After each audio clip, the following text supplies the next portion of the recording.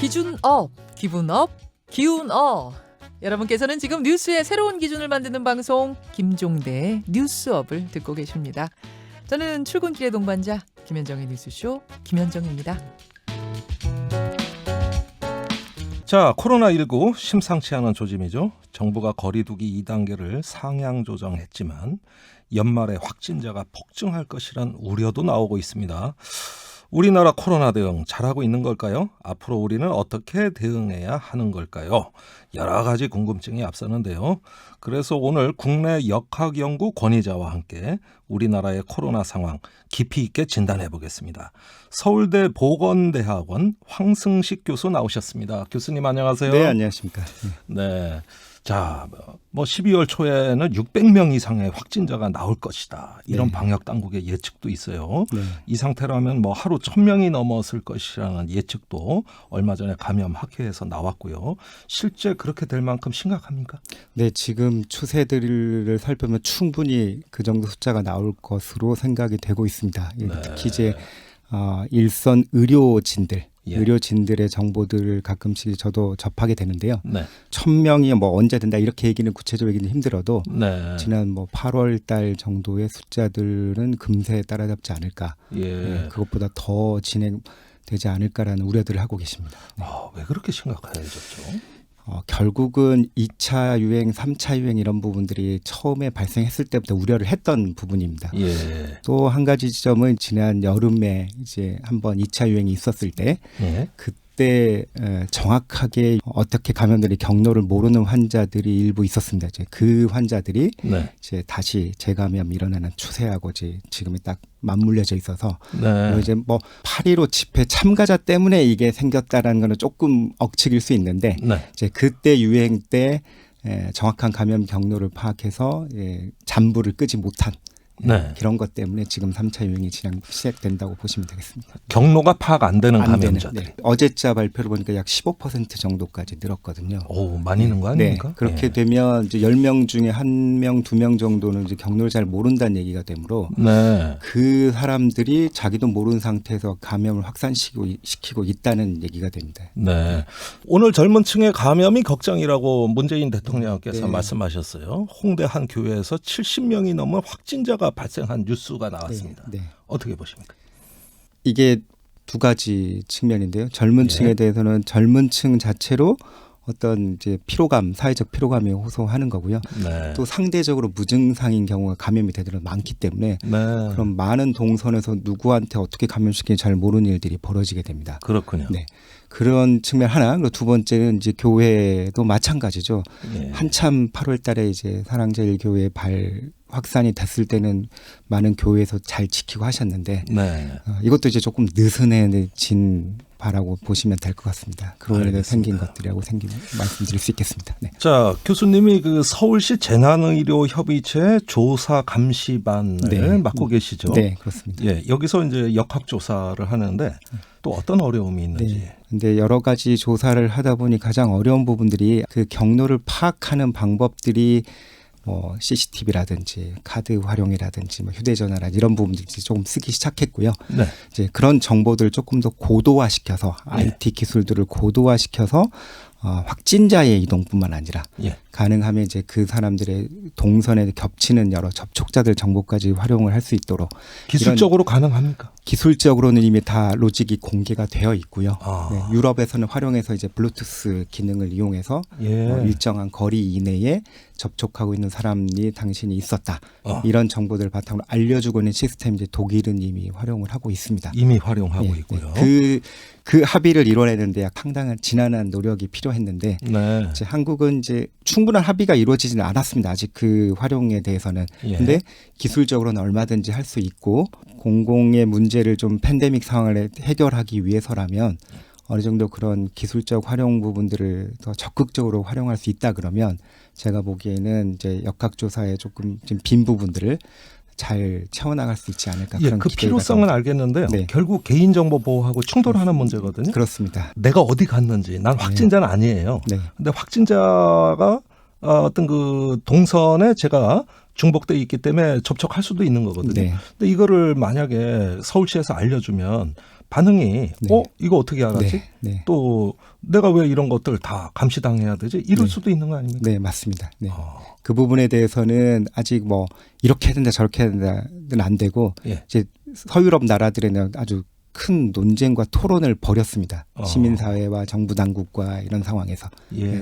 그렇다면 이제 우리도 이 부분에 대해서는 어떻게 앞으로 이끌어 나갈 것이냐. 음흠. 팬데믹이 극복되기 이전까지 그리고 앞으로 미래에 또 팬데믹이 벌어질 때는 또 어떻게 할 것이냐. 이 부분에 관해서는 조금 더 열린 논의, 사회적 합의가 필요하지 않을까 싶습니다. 예, 일단 수구와 공론화 과정이 좀 있어야 네. 되겠군요. 네, 예, 이 부분이 만약에 서유럽처럼 된다면 방역에 큰 도움이 됩니까? 맞습니다. 네. 그렇군요. 잘 알겠습니다. 자, 앞서서도 말씀해 주셨죠. 바로 이 팬데믹 상황을 끊어줄 수 있는 도구가 바로 백신과 치료제. 네. 그리고 우리나라에서도 백신을 곧 들여온다. 네. 이런 소식이 있습니다. 네. 특히 아스트라제네카 관련 SK 바이오 사이언스와 위탁 생산 계약이 돼 있다. 이런 이야기들은 그래도 국민들에게 희망을 주고 있어요. 자, 어떻게 진행되고 있습니까? 네.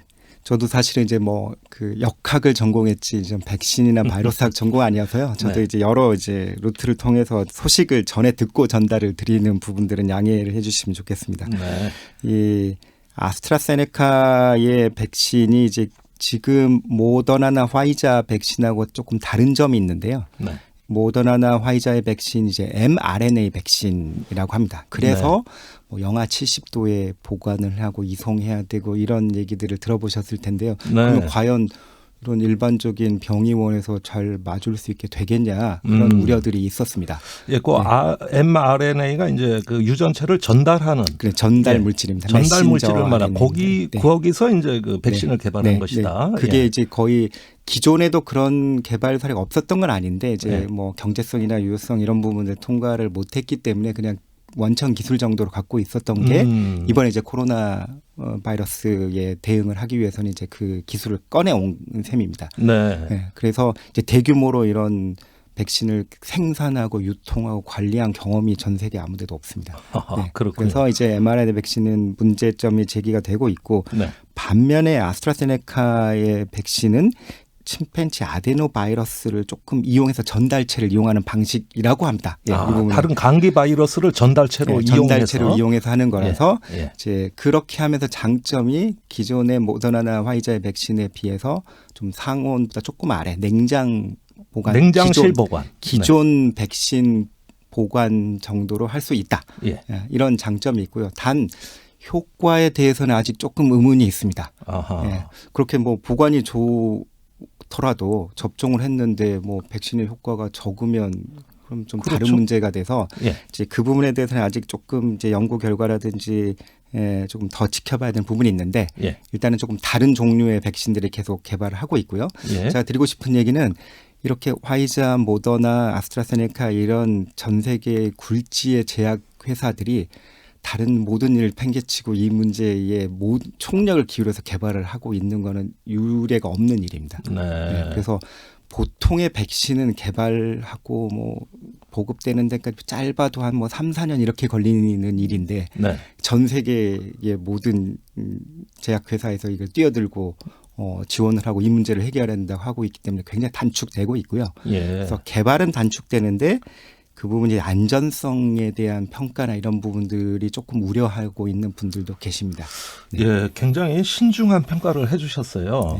지금 코로나19로 인해서 사망자가 사실은 그렇게 많지 않은 편인데 네. 만약 백신을 맞고 그 부작용 때문에 뭐 10만 명, 100만 명이 맞다가 사망자가 더 늘게 되면 이거는 문제가 큰 일이 되게 됩니다. 그래서 이 백신은 무엇보다도 안전성을 지금까지 보수적으로 접근을 해왔는데 예. 이제 이번 팬데믹 사례에서는 이제 조금 그 부분을 완화해서 보고자 하는 노력들이 있지만 예. 저희와 같은 이제 뭐 역학이나 보건학 쪽에서는 조금 더 보수적으로 볼 수 예. 있도록 평가를 해달라고 이제 아이고 주의를 벌써 제기하고 언론은 있습니다. 많이 앞질러 가고 있습니다. 네. 뭐 내년 네. 상반기면은 이제 네. 치료가 시작되고 정상생활 복귀하고 네. 이런 뉴스 굉장히 많이 쏟아지고 네. 있거든요. 네. 네. 예, 지금 국민들은 다 믿으시는 분위기예요. 네. 네. 조금 우려되는 바가 있겠습니다. 네. 지금 이제 연구 단계고요. 예. 그래서 아무리 빨라도 1년 정도는 걸릴 거라고 생각이 그렇습니까? 듭니다. 네. 네. 예.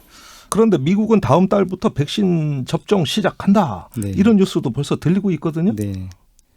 이게 사실은 전 세계 최초 우리가 백신 접종했다고 선언한 나라는 러시아였습니다. 네. 물론 백신이 얼마나 믿을만한지 이런 부분들에 대해서 과학적인 외국에도 주겠다고 막 과학적인 부분에 과시하고 대해서는 그러는데.